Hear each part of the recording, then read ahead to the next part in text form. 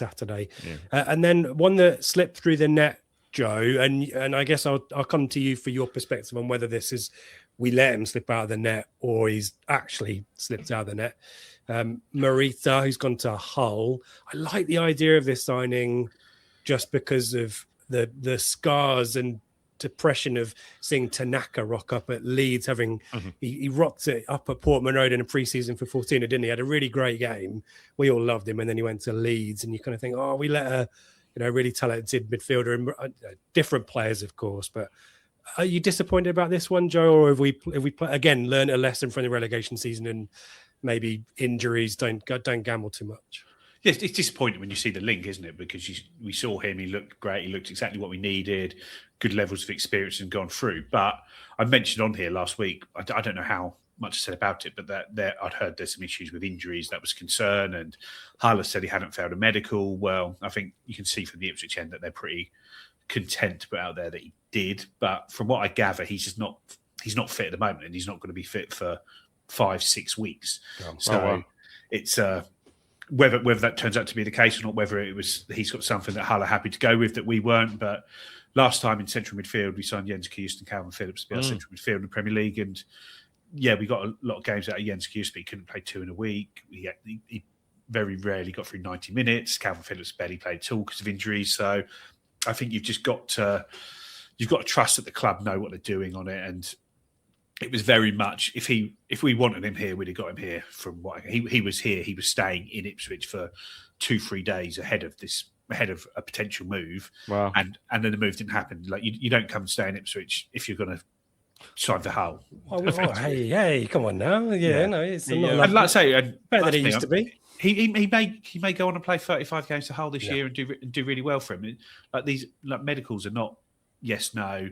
You are broken, you are fixed, you are injured, you are not. But there's shades of grey, there's risks, there's risks to it, and sometimes you're willing to take the risk, and we weren't, and Hull have been able to. But I'd say you just got to trust the club on it and hope that he's able to go injury-free at Hull, but we're still able to finish above him in the league. I suppose ultimately we took the risk on Kjust, didn't we? Because he failed the medical reportedly at Brentford, didn't he?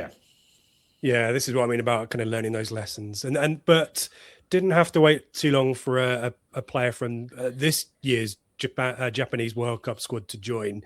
Daisen Maeda joined. We were speculating on that one, as you say, because that started to break last Sunday night. And as Paul Westlake says, top signing, what a birthday treat for Didi. Absolutely. Happy birthday to Didi. If you want to get your birthday wishes in the comments, please feel free. But this is a really difficult one. Well, it's a really positive one to dissect.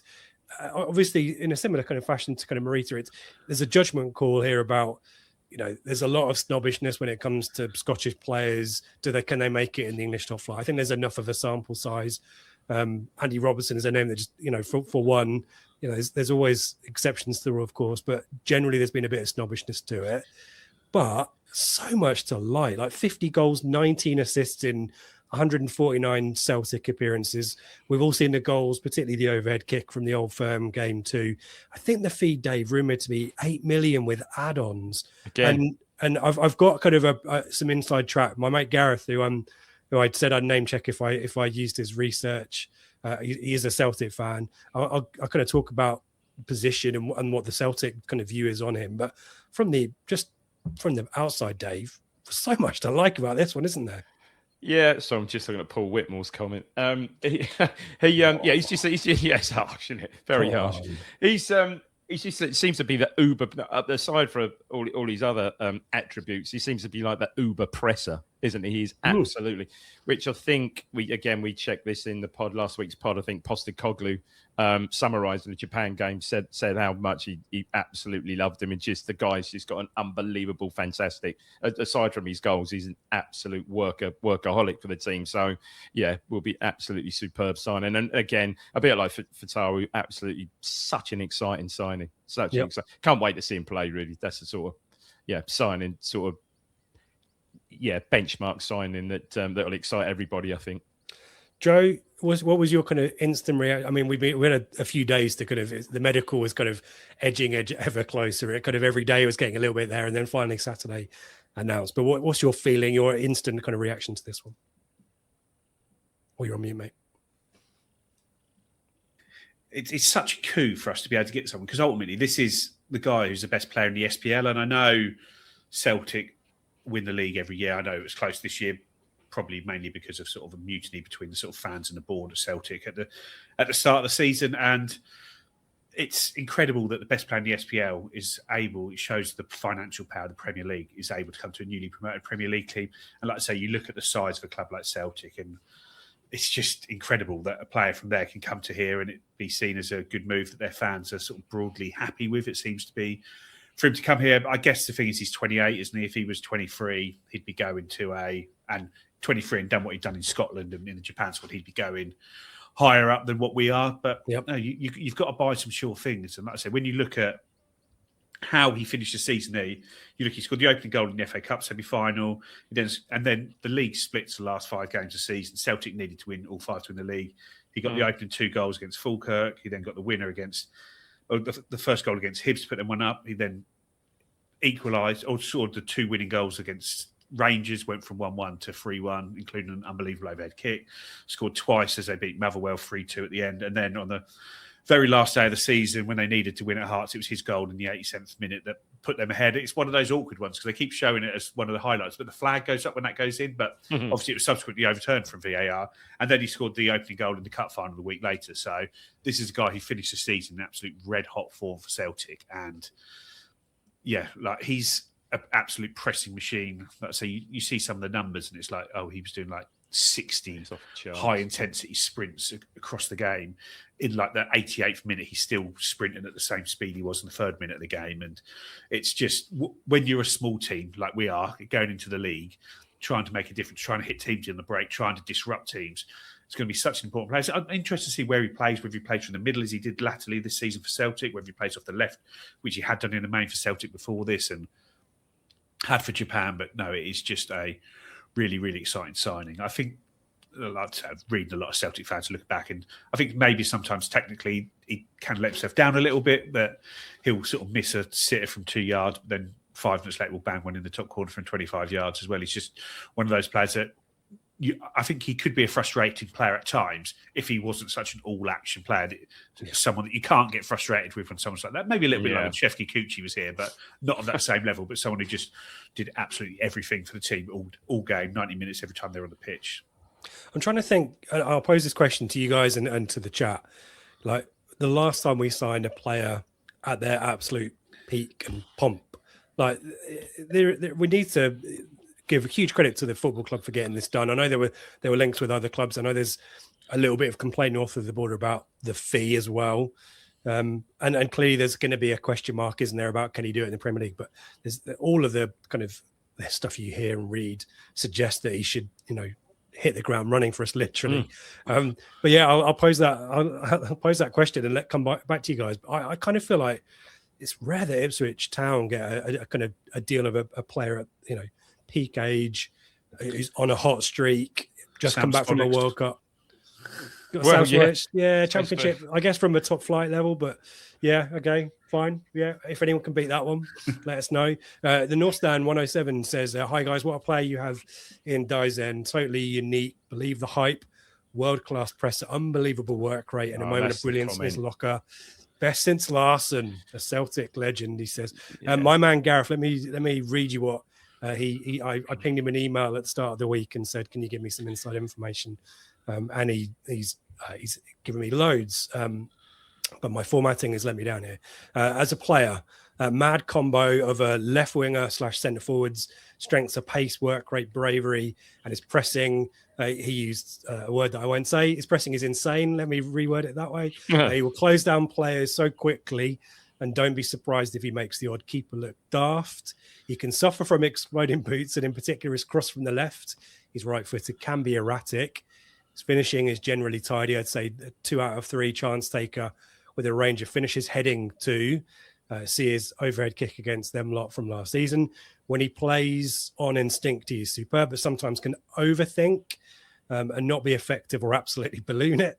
I can just imagine that said in a Scottish accent, much better than an East Anglian one. He has scored in the SBL for Japan, the Champions League, so don't worry about this good in Scotland player kind of thing that we always hear about. As a personality, quiet, modest, but has decency and honesty, and that is superb. Can go in a bit of a rage mode, but so rarely it barely merits a mention. I think 2 red cards in 4 years. He says, always available for selection.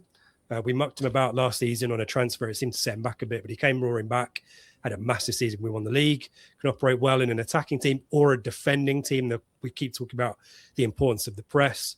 And did I mention his pressing? He says he will track back, but you want to get him up top as much as possible to see the full chaos and glory of his non-stop movement. 10 million is a bargain. We are sad to see him leave for such a paltry fee. Our border is shambles, he says. But much loved in Glasgow. We absolutely wish him well for the transfer to a great and proper football club. Thank you, Gareth. Appreciate you. We were very cordial when they were linked heavily with McKenna last year. I would not be surprised if there is interest in from some of the bigger boys next year. He seemed to want to go to Germany. So there you go. There's a kind of detailed insight there. How do you feel about it now, Dave? I think you'd call that a ringing endorsement, wouldn't you, really? I mean, Christ, they're absolutely incredible, isn't it? Yeah. I mean, if as I said before, if he's half that, it'd be absolutely different class. So, yeah, I think he's one that's really, really him. Well, I say him and Fitzawi is really going to get the crowd excited this season. So I can't wait to see him play, really. Where Joe, do you think? I mean, Gareth kind of talks about him there as get him up top, but it does feel like left mid, left 10 kind of option. What's your thoughts of how he might be used? Obviously, Emerson's the kind of marquee striker sign, and there may be another there, but where would you guess he might play? I wonder if he's just your sort of Swiss Army knife player that you put him in the position where he can do the most damage for you across that front three, wherever you need him. If you think there's a weakness where pressing can work and the manager moves him about as a little chess piece during the game to try and make things happen there. But yeah, it does seem, and like I say, every comment you're reading from the Celtic fans coming in here is great about it. And I just think he's someone that you can just hopefully could just play where you need him to play to try and push things on, because there's going to be times where someone like Emerson as a centre forward, you might not need a big nine to hold the ball up. You might need someone who can just push and break and press and do that side of it there. There's other times when you want to get people in the game. So hopefully he can just find a role and be a very useful player for us. I love this comment from San Fran Celtic. Oftentimes our best striker and defender in the same game. We're going to need that, aren't we? We're going to need all that. Yeah. Yeah, I am humble. Great username. And he says, Maeda, a very humble guy, but also very classy, stylish. Wait until you see the haircuts. We've got an answer to the signing a player at their peak. Oh, can't see past Marcus Stewart as an answer. That is probably pretty much the benchmark answer for that one. What else have we got in the chat? In the end, he was desperate to play in the EPL, hoping things work out better for him than did Kyoto at Birmingham. He's now gone to the MLS, I believe, as well. But yeah, lots of people say Marcus Stewart. But yeah, lots to be excited about. Anything else that we want to talk about there before we maybe take a break and look about what else we need, guys? I'm just looking in the chat. No. I think that's it on what we've signed so far, and I guess it's just on to straight on to the next thing now, isn't it? Who's next? Yeah, it's a bit of a conveyable, isn't it? Yeah. Hello to Bush79HH. You're going to fall in love with his energy and determination. Best of luck this season. I hope it works out for Daisen. Absolute legend for Celtic. All the very best. A lot of positivity. Love that. So I think on the positive note, we'll pause there and we'll be back to talk about what else Gary O'Neill, Mark Ashley need to get done before the start of the Premier League season in August.